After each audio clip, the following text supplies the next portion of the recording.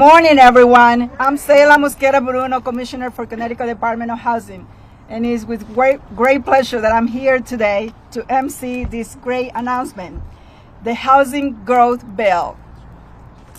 This bill has been the result of collaboration among legislators, our governor, lieutenant governor, our municipalities, and also housing advocates.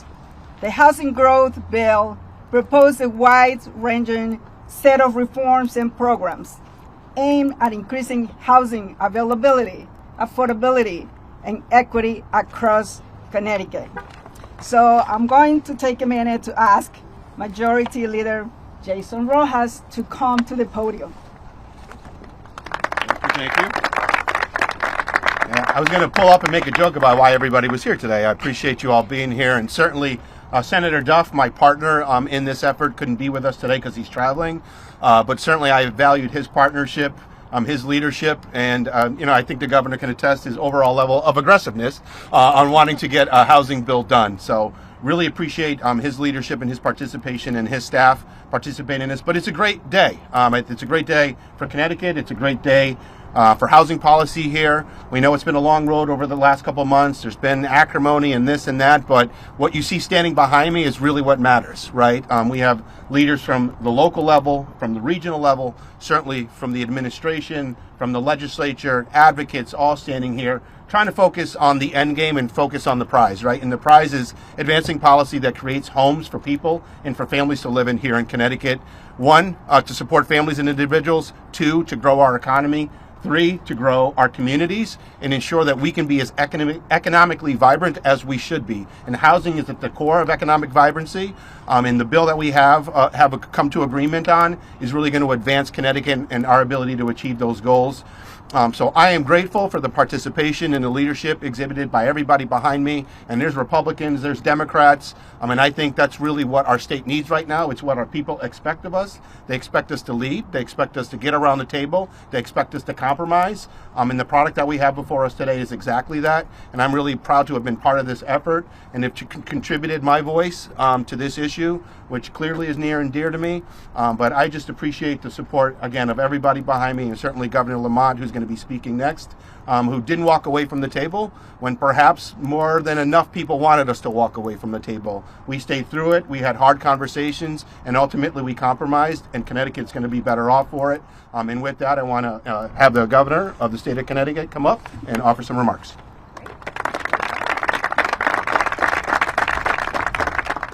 Hey, thanks to you, Jason, and Bob Duff. We're not walking away. We all agreed that you talk about affordability, you talk about opportunity, it really starts with housing.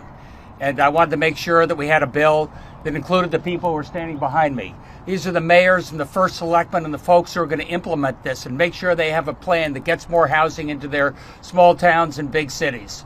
And that's what I want to make sure we do with this bill today. It's going to come up in the special session. It will be released to all the players, within hours. So there's plenty of time to take a good, hard look at it. Look, Susan and I, every day we think about what we want the state of Connecticut to look like in 5 or 10 years. And this bill tells mayors and first selectmen, what do you want your town to look like in 5 or 10 years? And start planning accordingly. Where do you want that housing to go? Are you going to zone accordingly? What else do you need? We want to be your partner. Talking to the small towns, they were worried. They said, look, I need sewer and water before I can start building some housing in my smaller downtown areas. So we said, the state's going to be your partner in what you need to do. We said, I want the towns and cities to think about where they can put housing. I know a lot of people say, oh my God, this is all NIMBY and not in my backyard. We're not talking about backyards. We're talking about old parking lots like what we are here today. This is going to be housing. We're talking about shopping centers up in Enfield, shopping centers that are now underutilized. How we fill that in and make sure it's housing. Make sure that means we expand the grand list, bring down property taxes, and find affordable places to live. We're talking about transit-oriented development in downtown areas. And I say, look, if you're going to build that housing down there, we'll be there to speed up and get more regular rail service, like we're doing on the Waterbury line. We'll be there to help you, rebuild your train stations. We want to be there as your partner. We want to take these underutilized pieces of property, like old shopping centers, like semi-empty commercial buildings, and I want to turn them back into something that's vibrant, where young people can afford to start a family and buy their first home, where seniors or parents, my age, can afford to downsize and find a place where they can live in the town they love and they don't have to move out. And we tried to do this by listening to the mayors and first selectmen. And I heard a number of things that really resonated with me. They said, look, Governor, I understand going from commercial to residential makes an awful lot of sense. As of right, make that easier and faster to do. We have too much empty space in our commercial, and we need housing, But they said, do me one favor. In our downtown areas, in our transit-oriented areas, make sure that if I go from commercial to residential, maybe that first floor can still be a restaurant or retail, just to keep our towns coming to life and be able to make a difference there. We listened to our mayors and first selectmen, and we're able to accommodate that. I heard a lot about parking, and sometimes planning and zoning uses parking as a way to sort of discourage development. And I thought that was fundamentally unfair. So we said, look, for any units under 16, say, small, we're going to make sure that we can speed things up, still give our towns a little bit of flexibility when it comes to parking, but making it easier for us to build, making it easier for us to develop. That's what we're trying to do today. Again, I want to thank Jason Rojas and Bob Duff for sitting down. We spent hours together. We worked very closely with the mayors and first selectmen, worked together with the legislature. We were all united in how important housing is to the state. Every business I talk to, when they say we're thinking about expanding or moving, they say, will there be housing? Will there be housing from our workforce? Will there be a place for young people to be? Our towns and cities, our cities are growing again. That's really important. With SALA, we're building more housing today we have over the last 5 or 10 years. And we're making progress, but not fast enough. This housing bill is about making sure that we build housing in places where mayors want to put it. Mayors take the lead. They'll be able to work with the COGs. Because housing does not stop at a town's border. So working with the COGs, working with the mayors, working with the first selectmen, you tell us where you want that housing to be, and we're going to be there as your partner to make sure it gets built. And I couldn't do any of this without my Lieutenant Governor, Susan Byswit. Susan? Governor, thank you so much, and happy World Town Planning Day as it happens. But we are also happy to be here today to announce this bipartisan housing bill. We all know that Connecticut needs more affordable housing, and this bill does a lot toward addressing it, from empowering our local leaders, increasing housing supply, and supporting our residents. I am very proud of the work that our administration has done to increase affordable housing in our state. I think it's really important to know that over the course of our administration, we have completed 14,000 new affordable units, 80% of which are affordable, and in addition, we have another 7,000 units right now under construction. So we've done more than the past administration, and we're proud of the efforts we made, even with the pandemic in the middle of it. Additionally, though, we're very proud of our Time to Own program, because we've been able to empower 7,400 new first-time home buyers to purchase a new home under that program. And here's why we really need this bill. It was just announced just this week that the median age of a home buyer in Connecticut is now 40. The median age for a home buyer here in Connecticut is 40. And this is up sharply from 5 years ago, when the median age of a home buyer was 33. And I think about that a lot because my kids are all in their late 20s and early 30s, and none of them have a home that they've purchased. So we don't want that to be the case for our kids in Connecticut. We want to make sure that everybody has the opportunity to purchase a home. And we also just want to give a shout out to some of the towns that have been leading the way in affordable housing. And those are, for example, West Hartford, Norwalk, New Haven. And those towns are some of the places where most people want to go. These towns are having huge growth. They're some of the best places to live under all kinds of indexes.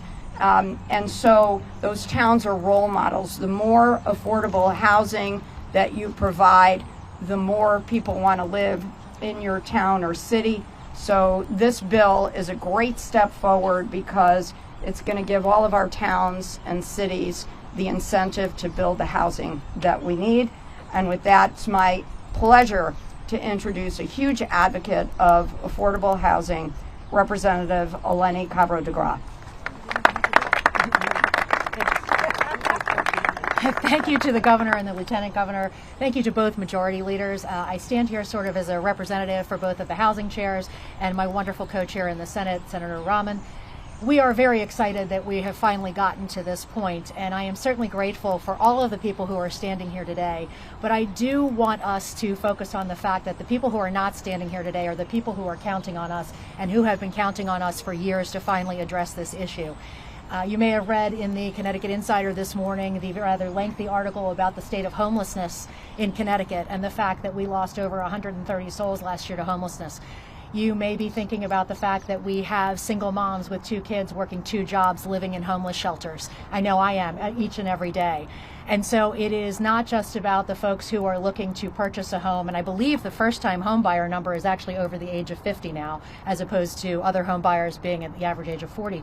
And I just hope that as we are standing here and we are talking about how many voices were at the table, that we remember the people who have been voiceless for so long and in such desperate need of having affordable housing to be addressed. So I am grateful that we finally got here. I want people to understand that this bill has had such an incredible amount of input that for years many pieces of this bill have had public hearings. So we have heard from the public, we have heard from our towns, we have heard from our regional COGs. We are grateful to all of these organizations. We could not have gotten to this point without them. And one final thank you to the staff who quite literally did not stop since we got out of session in order to sit in those meetings with our leaders and make this happen for the people of Connecticut. Thank you. You know, I just realized I gave a look to the birds and they got quiet. One big message in this proposal is the collaboration. It's the collaboration at all different levels. Our towns, municipalities, our regional council of governments, and the state. So I'm going to invite to come forward Joe DeLong, CCM Executive Director, and Betsy Gara, Cost Executive Director.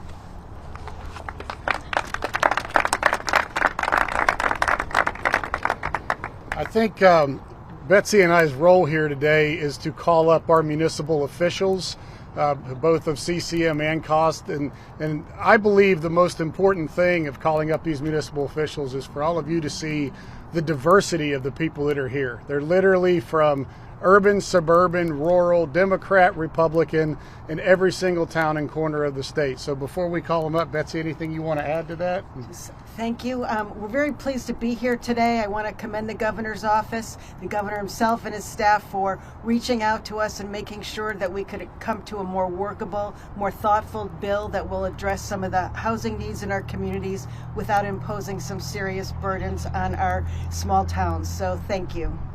So the first person I'll call up, obviously Betsy and I couldn't do this work without the blessing of our membership and in particular our leadership. The first one I'll call up to speak is CCM's current president. It's been our board president for the past 2 years, Mayor Laura Hoyting. Thank you everybody for being here today, and most importantly, thank you to Governor Lamont and Representative Rojas and Senator Duff for being open to this collaborative model. It's so critically important for everyone to listen to each other. And Governor, you did during COVID, and the mayors and first selectmen really appreciated listening to what we needed and how we could operate and what was best for the residents of Connecticut and the business of Connecticut. And this is another example of doing just that.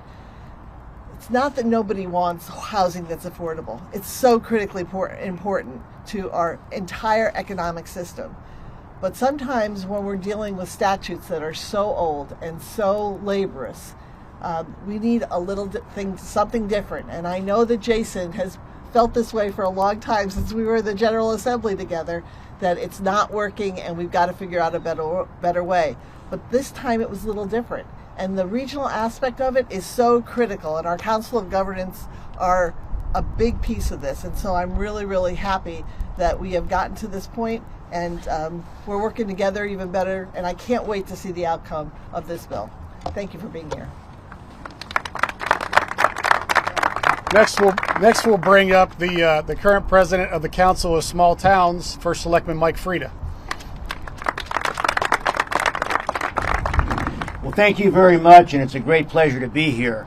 I hope everyone realizes that today's gathering is a symbolic representation of true collaboration, Republicans and Democrats alike. It started when we received a call, and I received a call on a Sunday from Governor Lamont's office, asking to speak with us and really telling us that he wants to understand exactly what we are looking at and what we see in our municipalities. There was a great example, ladies and gentlemen, what I think that collaboration is all about. Sometimes it's better to understand than to be understood. Through these dialogues, through these last few months, what we've seen is something come together that's very exciting. Something that everybody embraces. Our majority leaders of the House and Senate, minority leaders of the House and Senate, I'd like each and every one of you to know that we are all working together to create a positive outcome. It's easy to say, well, we can't do this or we can't do that.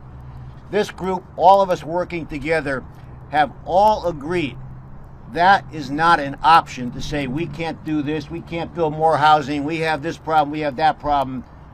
We are looking for solutions. And that's what all of us standing here behind me have worked towards. Trying to create positive solutions that addresses a need, housing. I hear it everywhere. We all hear it everywhere. Whether it's affordable housing, whether it's more housing for seniors, whether it's young professional housing. This is what we're trying to accomplish here, ladies and gentlemen. I'd like to thank everyone behind me, our governor, our lieutenant governor, the majority leader of the House, the minority leader of the House and Senate, the majority leader, and the minority leaders. Working with us at CCM and COST, we are trying to create positive outcomes to benefit those people who need more housing. And that's what we're all about. Thank you very, very much. One of the things that we hear so much about is how Connecticut needs to deliver services more efficiently, and the old conversation about regionalism or shared services. Well, the person I'm going to bring up next is the first ever in the state of Connecticut regional town manager that actually represents 3 small communities as their town manager up in the northeastern part of the state. So I'm going to bring Mary Colorio to the podium. Good morning, everyone. Thank you for all being here. And I want to begin actually by thanking Governor Lamont for his leadership and taking such a collaborative approach to this housing bill. When this legislation was first before him, the governor listened very carefully to the local leaders from the towns and the cities across Connecticut. He understood there were real concerns, and he had the courage to press that pause button. That decision reflected true respect for local governments and a deep understanding that the lasting solutions really come from collaboration. And that's what you see here. True collaboration across all avenues. It gave us a chance to really come together as a state, municipalities, regional leaders to craft a more workable solution that balances statewide housing goals with local realities. I want to sincerely thank the governor and his team for engaging with us every step of the way. I also want to extend my thanks to CCM, COST, and our Regional Council of Government leaderships and the legislative leaderships in their strong partnership and advocacy through this effort. Their collective work in engaging with the governor's office, our legislative leaders, and that helped to ensure that the voices of all of Connecticut communities, large, small, urban, rural, were represented in this conversation. This teamwork shows what's possible when we all pull in the same direction. Housing is one of the most pressing challenges we face in Connecticut. It affects our workforce, our young families, our seniors, and the long-term vitality of our towns. Addressing it requires balance, thoughtful planning that respects what local resources there are and insight, while also promoting the regional opportunity and growth that we all desire to see. One of my concerns with the original bill was that the housing allotment per town didn't fully consider the availability of necessary infrastructure. Things like water, sewer, transportation. Many of the communities simply just don't have some of that capacity or resources. I am so excited to see the state and the governor working together in a partnership to really reach out and address those concerns, working with those smaller communities to be able to make those housing opportunities available and meeting some of those infrastructure concerns so we can walk forward in that growth. I'm really encouraged that this bill before them supports a regional approach, calling for a comprehensive housing needs assessment for every region and for the individual towns. Working through our COGS, which all of our municipalities work very closely with our COGS, we can plan based on real data, shared needs, regional priorities, because as the governor said, housing needs don't stop at our town lines. We know that this extends well beyond that. And that process is smart planning. It ensures that decisions are grounded in data, infrastructure capacity, and realistic growth opportunities. So for the towns that I serve Canterbury, Chaplin, and Pomfret. For the towns like those, this collaboration approach is really essential. We are small rural communities that share many of the same challenges and opportunities. Partnering regionally allows us to plan more strategically, make better use of resources, and ensure that housing development supports both our local communities and the broader economic goals. Again, my deep thanks to the governor, his team, our legislative leadership, CCM Cost, our COGS, and everyone standing behind me, because I know the time, the effort, the collaboration that had to go into this. This here is really an important step towards creating sustainable and affordable communities across Connecticut and in all areas. Thank you. Let's jump from a small town representative to one of our larger urban centers, Mayor Arunan Arulampalam from Hartford. Got it.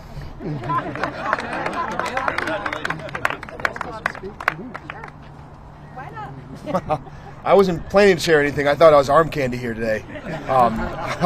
I'll say this really briefly. Like I had a conversation with one of our representatives when this bill was going through the legislature, and this person told me they were going to encourage the governor to veto it, and I said, why? And they said, well, you know, we need parking in our community. We need parking in our neighborhoods, and it's going to completely destroy my neighborhood, my district. And I said, do you like how it is now? And this person said, yeah. And I said, well, you know, the city of Hartford did away with parking minimums about a decade ago. And I think it's a testament to the fact that the fears of change are so great, but when they actually come, it feels inevitable, and it addresses a core need. Look, I think we all know the extent of the housing crisis that we're facing. I think we all know that people are struggling, and it is a responsibility of Democrats and Republicans to come together to address the needs of our residents. And that's what this governor and this legislature has done. And I'm here to support that. It doesn't actually have a huge impact on the city of Hartford directly, and you know, some of you who are here, I see Jacqueline Rabe Thomas, have reported on the level of affordable housing we have in the city of Hartford. In my neighborhood, it's over 53% of our units, our housing units, and we need other communities to step up. But it also is something that addresses needs in every single community. Whether you're in Hartford or Chaplin, I think people are wondering whether their kids can afford to come back and live in Connecticut. They're wondering whether they can afford to raise families here in this state. Outside of this bill, I'm working with the governor's office on a plan to build home ownership in our city using vacant lots with $2 million from the city of Hartford and $2 million from the state, to transform home ownership in communities that have never had access to home ownership before, that have been stuck in substandard housing for too many generations. There's so much to do when it comes to housing in our community, and I hope that in Connecticut, here in the land of steady habits, that we can break those habits and lead the way in this nation that is thirsting for a real solution to address the deep needs that all families are facing. From Greenwich to Hartford to East Hartford, this is a problem that impacts all of us, and I appreciate you guys being here and deeply appreciate, Governor, you come to the table with the legislature and getting this done in a bipartisan manner. Thank you. We're getting into home stretch, I promise, a few more. So we've heard a lot through this process about feelings and thoughts from folks in Lower Fairfield County. We do have a representative from Fairfield County who's been there a really long time, been a great member of CCM for years, was actually the president of the Council of Small Towns. I'm going to bring up Rudy Marconi from Ridgefield.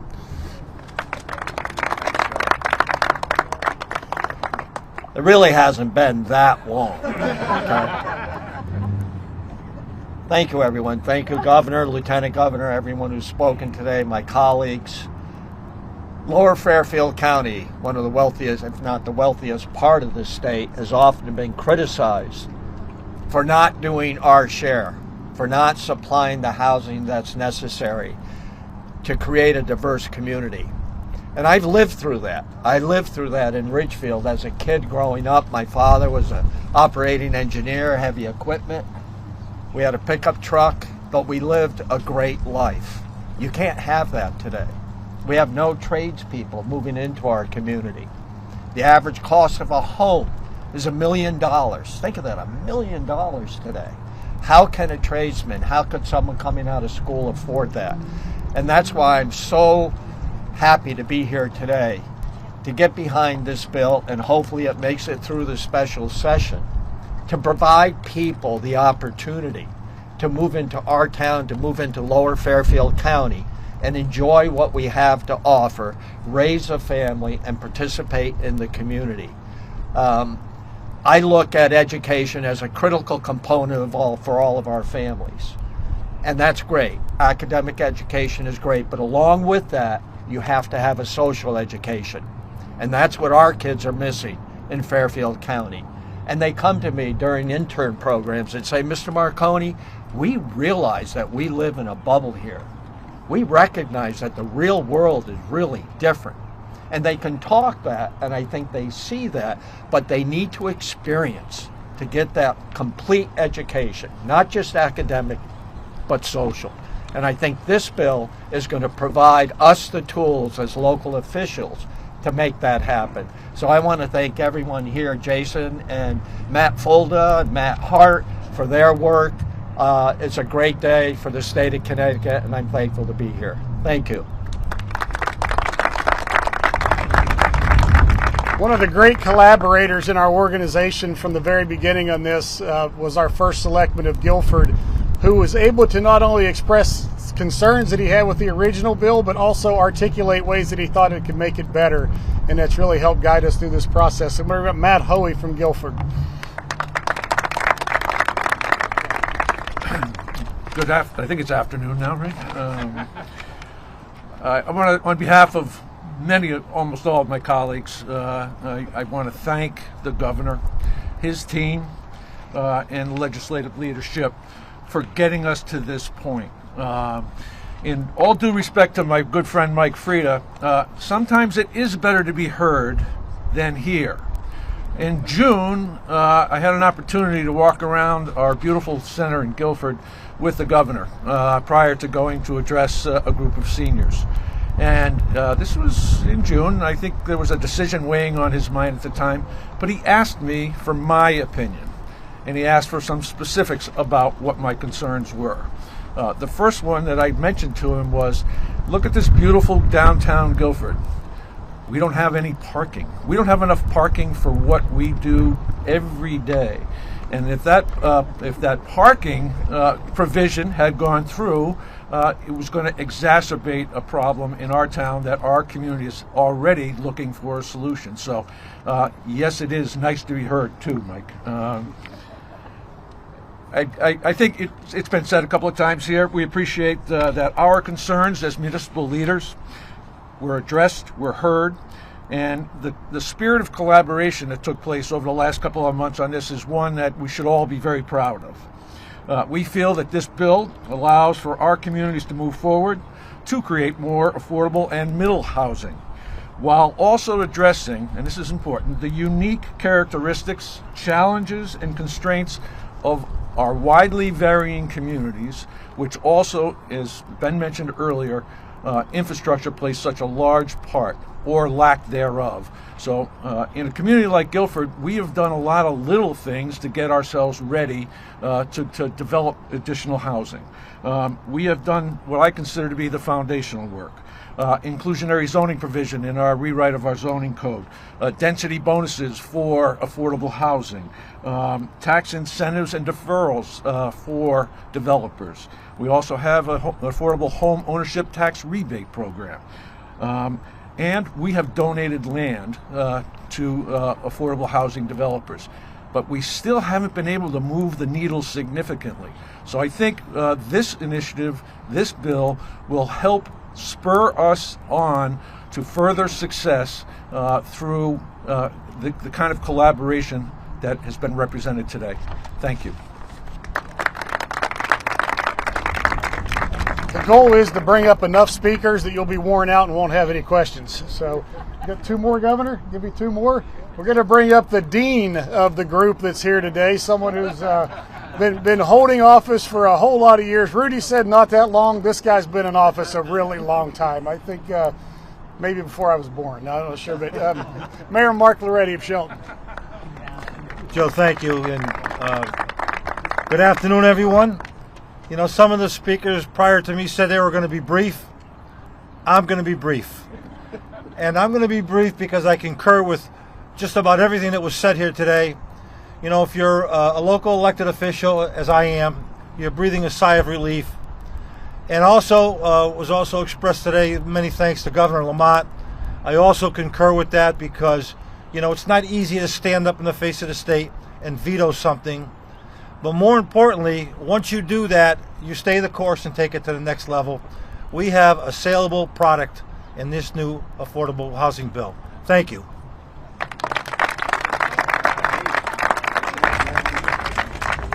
And I think last but not least, unless I miss somebody and get in trouble, CCM will be electing a new president come 2026. Served our first vice president for a while. And from the very beginning, Mayor Mike Passero of New London, when it came to this bill, he said, look, 5002 is probably okay for New London. I kind of support it. I support the work behind it. But I also support my colleagues in the towns and cities across the state that have different issues to coming up for a collaborative solution that works for everybody. So I'm excited that he's going to be coming in as our next president of CCM with that collaborative spirit. Let me bring up Mayor Mike Passero.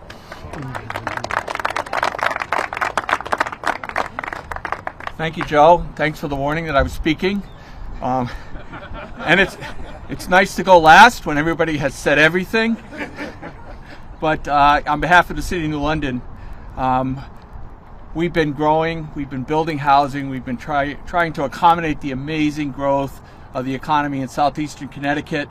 And this bill and the collaboration from all the parties we see behind us, and especially the support from, you know, our great Commissioner of Housing, the Governor, the Lieutenant Governor, this bill will really help enable us to move to the next level.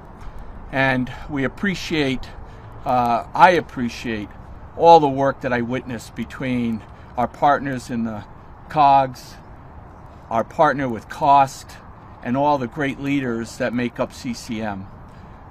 Working together with our legislators, we saw success in this process, and it's going to be success that's going to help the state of Connecticut solve this housing issue and provide for the generations that are coming after us. So thank you all.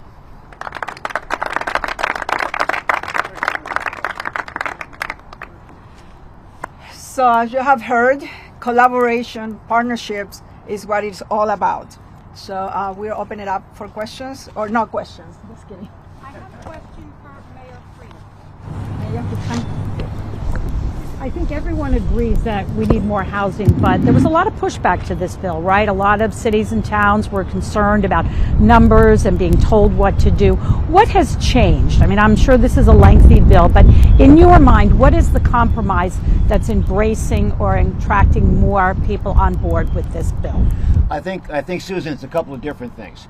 The reason this may have taken so long is sometimes conversations and collaborations, we have to work out some of the intricacies that have been problems from the beginning. When the governor first reached out to me on a Sunday, it was a Sunday I was in Milford, I'll never forget it. The governor's office reached out. We knew that we had an obligation to try to work this out.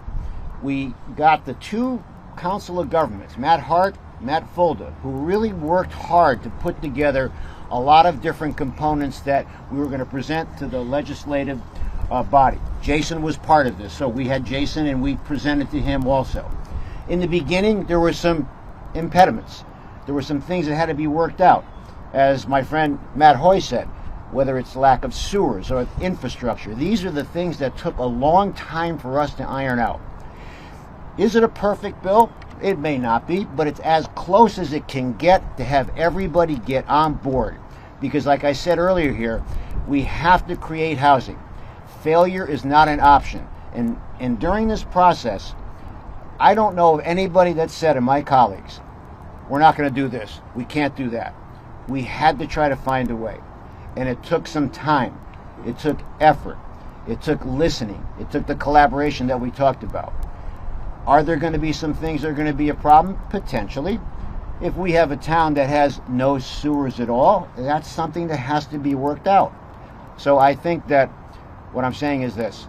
We had to spend a lot of time listening, understanding what the impediments were, and figuring out solutions, Susan, as to how we were going to change that and produce a product that everybody can live with. So I hope that answers it. Thank you.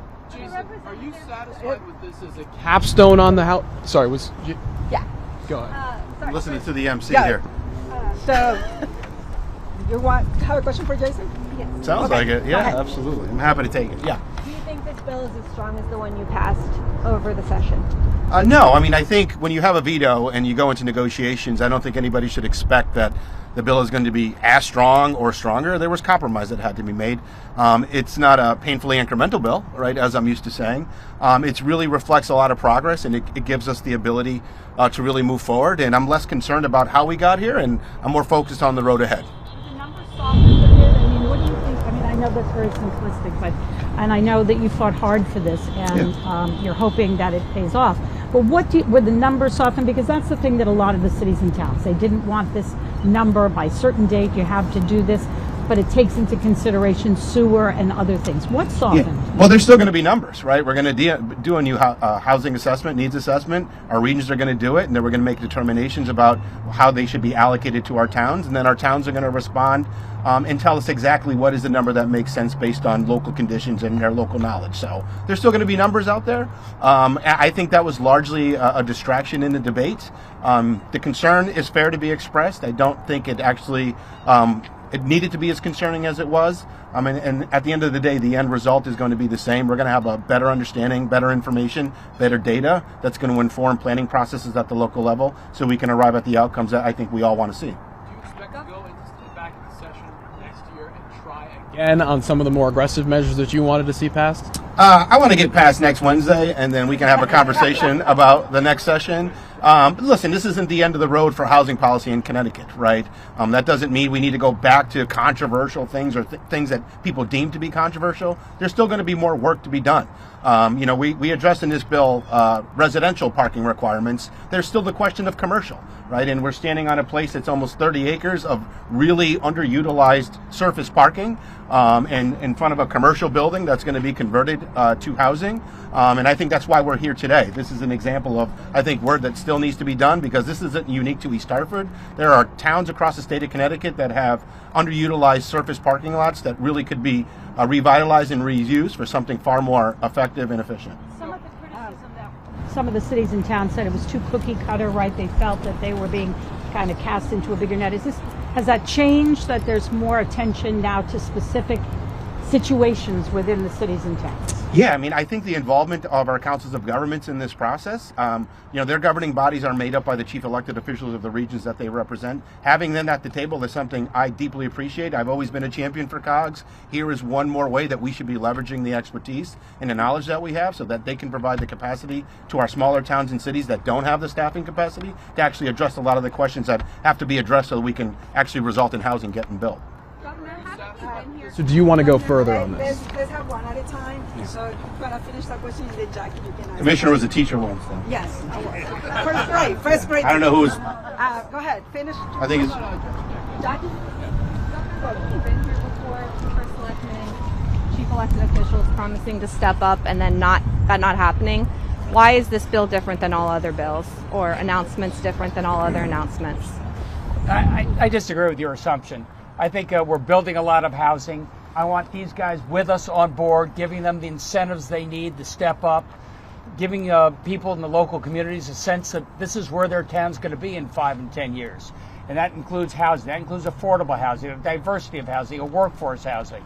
So I think you're a little dismissive when you say this is just more of the same. I think this is a very important bill that gives people the incentives. They know that the state's going to be there as their partner when it comes to sewer and water, higher reimbursement on schools, more rail, train stations. We're there doing everything we can to give you the incentives to build the housing we need. Is there anything that changes in the bill that will make building as of right? The commercial to residential. I think that is going to be able to speed up quite a bit. Units less than 16 units in terms of parking, that able to speed that up as well. Look, I understand how regulation can really slow things down. I come out of business, I understand that, and that's particularly true in housing. I think we've got a way that we're able to make sure we work in collaboration. That was the word I heard 30 times, collaboration, and that's how you get things done, working with people. I noticed there's a lot of first selectmen and mayors here. Are any of the housing advocates here, or any people who provide homeless services here that can speak in support of the bill? Sure. Anybody? Please come up. You've been paged. Kara is one of the service providers. Say who you are. Yes. Hi, Kara Capone, CEO of Community Housing Advocates, which oversees both Mercy Housing and Shelter, as well as my sister's place, delivering services in both Middlesex and Hartford counties. We're excited by any form of housing legislation, quite honestly. All we deal with on a day-to-day basis is seeing women and children coming in who cannot afford a place to live, getting priced out of their neighborhoods. People who have 2 jobs, who are the working poor, are now experiencing poverty in levels they've never seen before. You couple that with the SNAP cutoff and all the new people that we're seeing coming in now. I've always said that food insecurity is the canary in the coal mine to housing insecurity. And so from what we're seeing on the ground, we know, and we have known in Connecticut, that housing is an issue. It's at a crisis point. And so any movement to get more housing into more areas to provide families and individuals with opportunities to get better and do better, then we're all for that, right? And, you know, personally, I'm in a family where I have a dad who lives in a great town and there's no housing for him because he wants to downsize. From that perspective, I love it as well for that. So is it everything we hoped for? No, but that's what happens when you have to compromise, right? And so hopefully we'll be able to, and we always do, work with our town leaders and our representatives to make sure, at least from the homeless perspective, that we're able to get people into housing quickly. Anything you want to say, Pete? Thank you. I'm Pete Harrison, the Connecticut Director of the Regional Plan Association. I do want to acknowledge that I really appreciate the governor keeping his word to call a special session after the veto. I can't speak for every housing advocate, but we were certainly all disappointed in the veto, and we're really encouraged. And what I'm hearing today is a bipartisan consensus that what we've been doing in Connecticut has not worked. And I'll be honest, that hasn't been something we've always heard from folks up here. So I'm really encouraged by this. I do think the bill is an improvement. And as Majority Leader Rojas said, it is not the end. It's not the beginning of the end. It's the end of the beginning. This has been a crisis building over years, over decades. It's not going to be one bill. It's not going to be one local reform. It's going to take years to get us out of this.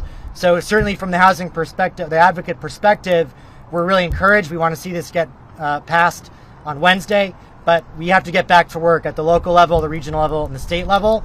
And advocates are excited that there are a lot of people up here that recognize what we've been doing is not good enough. I think the state has opportunity to step up. The regional COGs have an opportunity to step up, and local leaders have the opportunity to step up. We're going to be partners to make sure they do for all the folks in Connecticut that are suffering. I'm sure you all heard we did a poll about the housing crisis. We timed it very intentionally.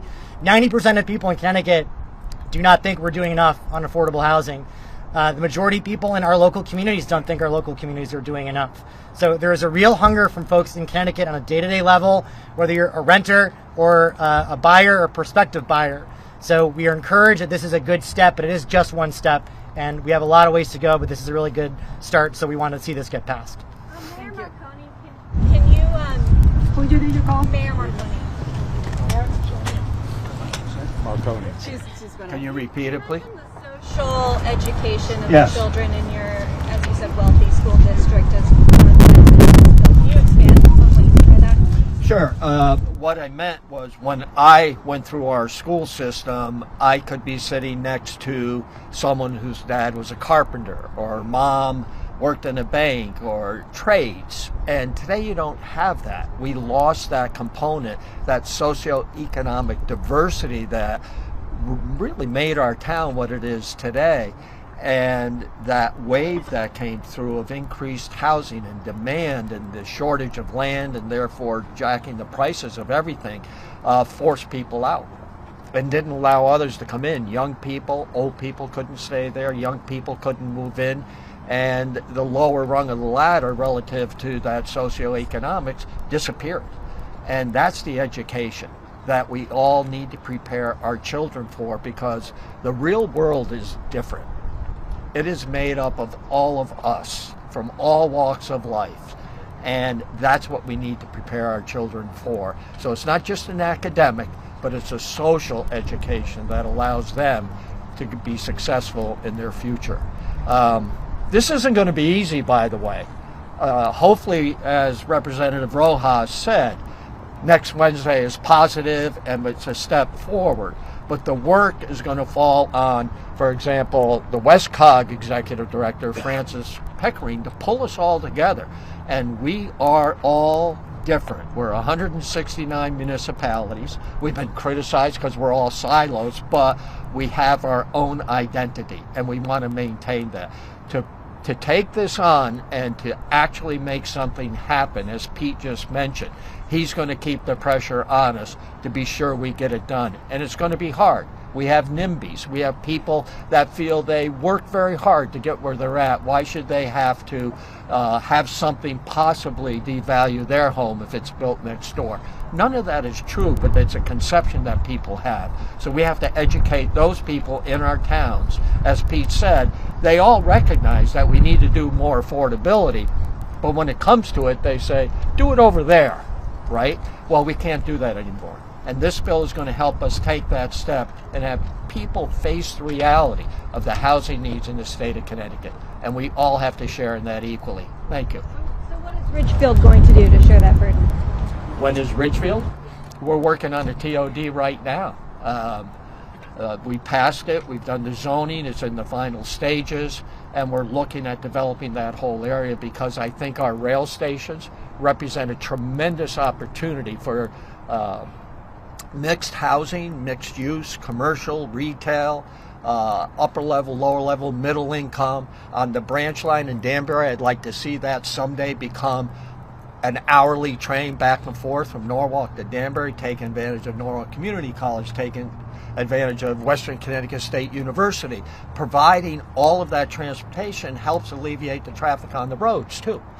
And that's all part of it. We can't build a one-legged stool. We have to look at housing, we have to look at jobs, we have to look at education. All of that goes together. Thank you. Thank you. One more question, otherwise we're going to move to off topic. I have a question for Matt Hart. With the work of the COG COGS, we've heard the COGS being mentioned of their support. Can you go into a little bit greater detail of what that looks like and what you're excited about and what you're going to be working with your other COG directors? Thank you. I'd be happy to do that. Matt Hart, Executive Director from the Capital Region Council of Governments. Certainly want to thank the Governor, the Lieutenant Governor, Representative Rojas, Senator Duff, the Commissioner, Representative Cavros DeGraw for their great leadership in helping to bring us to this point. So speaking for the 9 councils of governments, we are united in our support for the concepts of this bill. And we are really looking forward to rolling up our shirt sleeves and working hard with OPM and our towns to conduct those regional housing needs assessment and to come up with targets, realistic targets for affordable housing for each of our communities. And then more importantly, working with our towns over time to implement concrete strategies to achieve those goals. And we're going to be able to use our planning expertise and our ability to bring people together to make that happen. You know, speaking for my region, I want Hartford and West Hartford and Canton and Simsbury all at the same table, working together to help achieve affordable housing. East Hartford too. East Hartford as well. All 38 in the greater Hartford region. So excited about that opportunity. Thank you. All right. So that's the last question. And then Hey, Jace, how you doing? Good, how are you? Do you see any mandate from the election on Tuesday, Democrats winning overwhelmingly, related to affordable housing? Do you see a connection there at all? Yeah, I mean, I think the broader theme that we saw on Tuesday was really about affordability in general. And I think one of the biggest contributors to concerns about affordability are housing costs. It's one of the things I think you take for granted when you're stable in your housing. But suddenly when you experience job loss or you have a health issue and you can't take care of a basic need, I think it's really resonated with people. And I think it is a part of what we're seeing in terms of what people expect policymakers to do. Do off topics over there. For real? Thank you.